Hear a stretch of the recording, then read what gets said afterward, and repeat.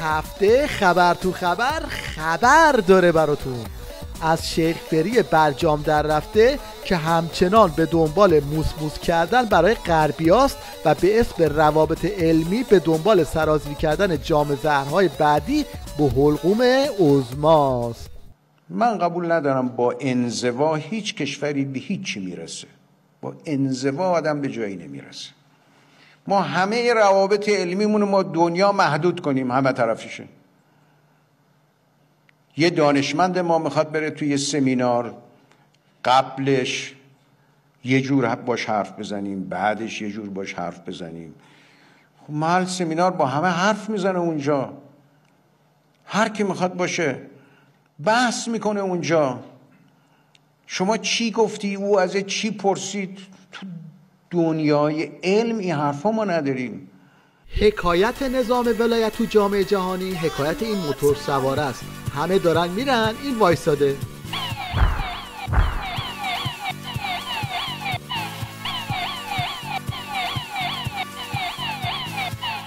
حالا شیخ فری در حالی داره سنگ برجام رو به سینه میزنه که به گفته دلواپسا امضای برجام یعنی تبدیل موشک‌های نظام به تیرکمون.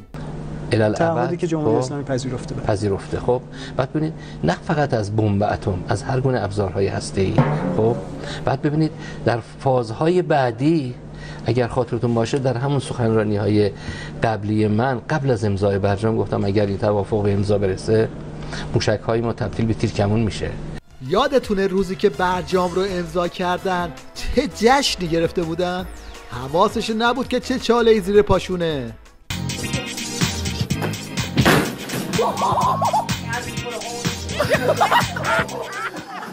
وقتی کار به اینجا میرسه و زوار نظام در میره، اون وقته که شک و شبهات زیاد میشه و حتی حرفای امام گور به گوریشون رو هم زیر علامت سوال میبرن.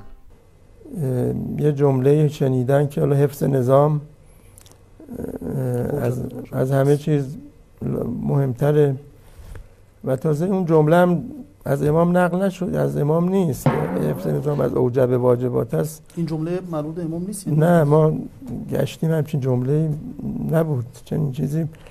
ولی شما فکر می‌کنید از کجا در اومده این جمله؟ حالا شبیه این هست، یعنی عین این عبارت نیست، حالا دیگه نقل شده دیگه مثل بعضی جملات مشهوره، ولی حالا برای شبیه این بوده که به هر حال حفظ نظام مسئله مهمی است. گاهی فکر کردن که برای حفظ نظام از هر وسیله‌ای میتونن استفاده بکنن و خود این یک نقطه شروع انحرافات بوده. حکایت تلاش اینها برای حفظ نظام یه چیزی توی مایه‌های دست و پا زدن این دروازه‌بان برای حفظ دروازه است. بابا گل خوردی رفت، کجای کاری؟ Ball und dann ist der Torhüter gar nicht bereit. Der ist gar nicht bereit. Was macht denn der Flecken da? Das ist ja unfassbar. Der sortiert seine Trinkflasche oder sein Handtuch. Das ist ja unfassbar.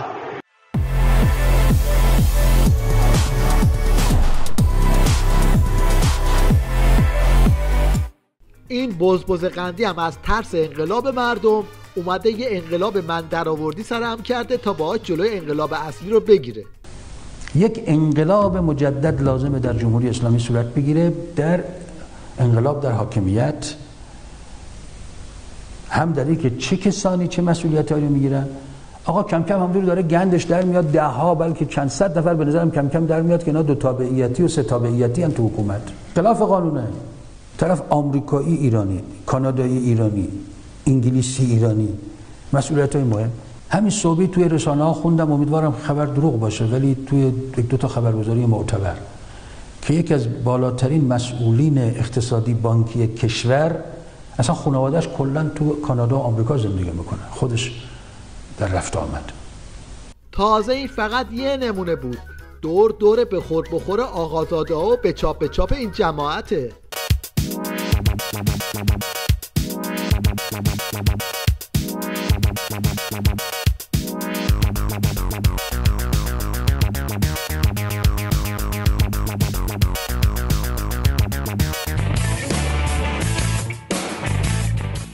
از اون طرف جنگ گرگان بالا میگیره و عربده‌کشای نظام شروع میکنن به تصفیه حسابهای باندی. اگه تو میگی مرگ بر آمریکا، چرا پسرت تو آمریکاست؟ چرا دخترت تو آمریکاست؟ اگه تو میگی مرگ بر آمریکا و انگلیس، چرا پسر دختراتون تو انگلیسن؟ آقا فرزندان ما رفتن یک تخصصی یاد بگیرن بیان به درد جمهوری اسلامی بخورن. کدوم؟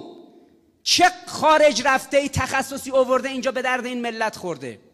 بعد از قضایای خیابون گلستان هفتم، شیخ فری یه خالی بست در حد لالیگا.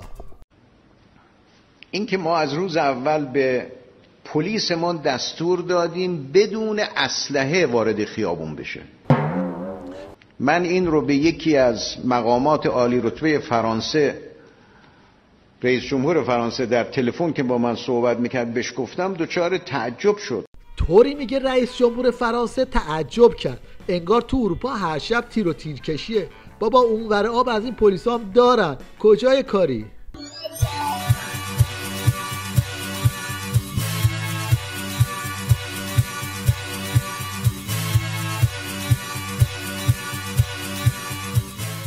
از اون طرف سرتشتک نیروی انتظامی هم اومد زد تو پر شیخ فری و گفت سلاح چیه؟ حقش بود RPG میزدین. خط قرمز نیروی انتظامی برابر تدبیر و ابلاغ فرماندهی محترم نیروی انتظامی بحث امنیت جامعه است، امنیت مردمه، آرامش مردم. مماشات نمی‌کنه. اصلا اینطوری نیست. خویشتن‌داری و برخورد مدبرانه نباید عنوان مماشات یا حالا کوتاه آمدن یا ایراد گرفتن باشه. نه، ما باید با درایت و با برنامه‌ریزی، والله من میتونستیم با یه RPG بزنیم پول مردم رو داغون کنیم. اینا اینطوری نیست. ما با درایت و با اقتدار. وقتی دلقک خمینی میاد درباره جایگاه زن از دید آخوندا حرف بزنه، نتیجهش یه چنین مزخرفی میشه. قاضی گفتن زن نباشه. چرا؟ برای که گریه میکنم شل میکنه دست پاش. یه خورده پرو زن گریه کنه دست پاش شل میشه. زن بره تربیت خوبه، چون تربیت عاطفه میخواد. مرد به درد تربیت نمیخوره. بچه که گریه میکنه تو رخت خواب، مادر زودتر از پدر بیدار میشه. اینم یه آخوند چادری محصول کارگاه زباله سازی ولایت. ببینید چه قشقرقی به راه میندازه. حرف آخر، هر زنی که شوهرش را با زبانش بیازارد بگه به تو چه؟ خودم میدونم. بگه نماز نخون، بگه دوست دارم. حدیثشم تو کتاب بهارالانوار جلد 103 صفحه 244. زنی که شوهرش را با زبانش بیازارد، خداوند هیچ کار واجب و مستحبی را از اون نمیپذیرد. هیچ کار نیکش را قبول نمی کند تا وقتی که شوهرش را راضی کند، هرچند روزها را روزه بگیرد و شبها را به عبادت مشغول شد. شوهر بده چه میشه آقا؟ الان وایسی یه ذره آخرشو، دیر اومدی نخواد زود برو. شما الان رسیدی، میتونستی دهنتو ببندی. شاید شوهرت برای همین بده. آها برای همین زبونته. چرا نرسیدی از ما حرف بزنی؟ یه بار دیگه حرف بزنی اینجا رو ترک میکنم. دهنتو ببند، دهنتو ببند. تو همینی که بلند شو برو، چون نرسیده داری از شوهرت میگی. اگه راست میگه خودت بگو، چون تو نذاشتی حرفمو تموم کنم که تو این روایت ننوشته اگه شوهر بد بود، اگه شوهر معتاد بود، اگه شوهر پول نمیداد. گفت همه شوهرها. اگه راست میگی شوهرت بده یه زنگ بزن دفتر مرجعت. اگه راست میگی طلاق بگیر. وقتی ایشونو راه ندادی یا خفش کردید من میام جلسه. به این میگن کار درست. یا ایشون از اینجا بیرون میکنید یا خفش میکنید. وگرنه از فردا پا اینجا نمیکنید. تموم شد. به سلامت. آفرین به همراه. آفرین. بفرمایید. آفرین. بفرمایید.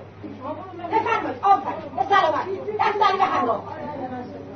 آها. یه اتفاقایی هم هست که فقط تو حکومت آخوندا رخ میده. یه نمونهش اینه: مدیر کل استان حکم میزنه به نام یک رئیس اداره برای فلان شهرستان. رئیس اداره دوشنبه معارفش انجام میشه، رئیس قبلی هم تودیع میشه. چهارشنبه میره سر کارش، میبینه رئیسی که دوشنبه تودیع شده هم اومده. کلیدا رو تحویل نمیداده، نمیرفته. تو 4 تا شهرستان دیگه هم عیناً دوشنبه تودی معارفه، چهارشنبه رئیس قبلی‌ها اومدن، رئیس جدیدا اومدن. 8 تا رئیس واسه 4 تا اداره. مدیر کل استان، مدیر کل آموزش و پرورش استان میخواسته عوض بکنه این دوستان رو. فرماندار گفته بوده هیچ عزل و نصبی در شهرستان بدون موافقت من وجاهت قانونی نداره. یعنی خوبه که تشنگان خدمتن، اگه شیفتگان قدرت بودن چند تا برای یه میز صندلی حاضر میشدن. وقتی اون بالاها تو نظام دعواست، اون وقت شما دیگه حساب پایینا رو هم بکنید. یعنی کلا همه تو این نظام افتادن به جون هم. اینو کارشناسا دیدن میگن ثمن 5-6 میلیون تومنه. این کی هم حرفی زده؟ کارشناسا همون کارشناسا که شما میگی رفتن بازدید شرکتشون کردن. متاسفانه اون از کارشناسی هیچی نمیدونم. من با جرئت میگم بله ما کارشناسیم که این صنعت خودرومونه. ما اینا رو به جامعه تزریق نکنید، این خیانته. خیانت اینه که شما سالی 17000 آدم داری میکشی، شما سالی 330,000 نفر داری مصدوم میکنی، سالی 12000 زن سرپرست خانواده به جامعه اضافه میکنی، سالی 5000 نفر به قطار دیگه از بین میبری. من متهم خیانت خائن کسانی که به بهانه ارزش ارز با بهانه مشکلات ارزی. آقای ملک اجازه بده من صحبت کنم. حالا از همه مسخره تر این پاسدار سبز علیرضاییه که اومده واسه قاسم سلیمانی چاپلوسی میکنه و از اقتدار بادکنکی نظام میگه. انسانی با اخلاص، انسانی متعهد، وفادار به امام، وفادار به مقام معظم رهبری در مسیر انسانیت، در مسیر اسلامیت. مسیری که ایشون درش میجنگه اقتدار مقدسی است، اقتدار ظالمانه نیست.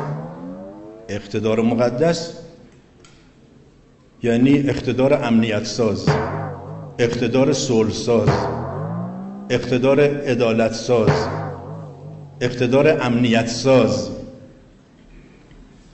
اینقدر اقتدار نکن. این جستا تو نظام ولایت آخرش اینه ها.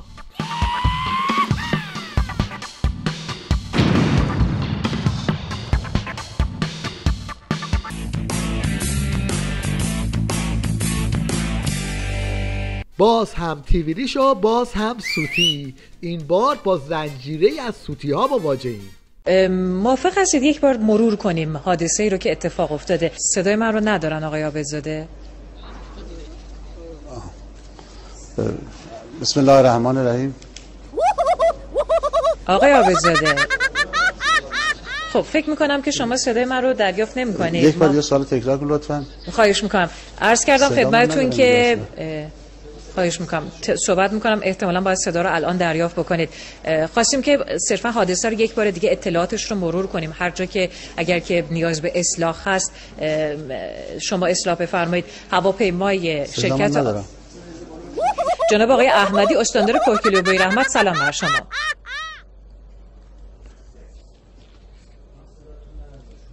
نمیدونم دو طرف صدای اونم نمیاد. آقای احمدی الان صدای من رو دریافت می‌فرمایید آقای عابدزاده؟ نه من صدا ندارم. من صدای گیرنده ای رو که اونجا هست دارم میشنوم آقای عابدزاده. جناب آقای استاندار، آقای احمدی، توضیحات دیگری آیا باقی مانده؟ همچنان تاکید می‌فرمایید که عملیات ادامه پیدا خواهد کرد؟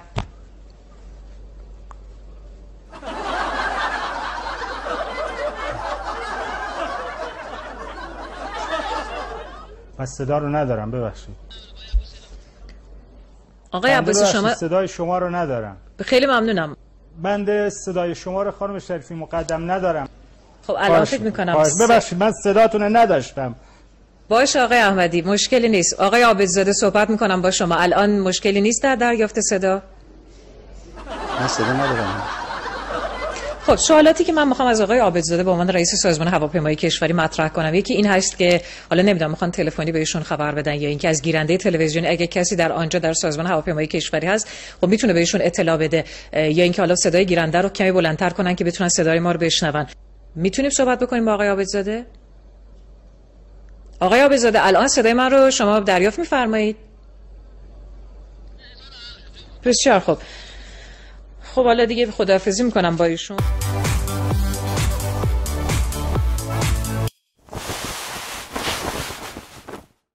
در پایان توجه شما رو به بازارگرمی یه میوه فروش مازندرانی جلب میکنیم که در نوع خودش منحصر به فرده. اینجا گوجه دامه 2800، گوجه دامه کیلویی دتمه، خیار دامه 1500، خیار دامه 2800. ارزانی و کیفیت رو با ما تجربه کنید. دیدید ما ایرولایت، دیدید ما پای سید هستم، خبرگزار حلب، درگیر بین با 480 طرف. بارمجون دامه دگان سوز، هم خرشی بونه هم کرشی، از کشور لینگلی بینیم نیناینای. بارمجون دگان سوز بیارم از کشور لینگلی بینیم نیناینای. ارزونی و کیفیت را با ما تجربه کنید. چه سیدی هست، نا زنگ زنه نا پیسنه، چه ملکه میگی هست.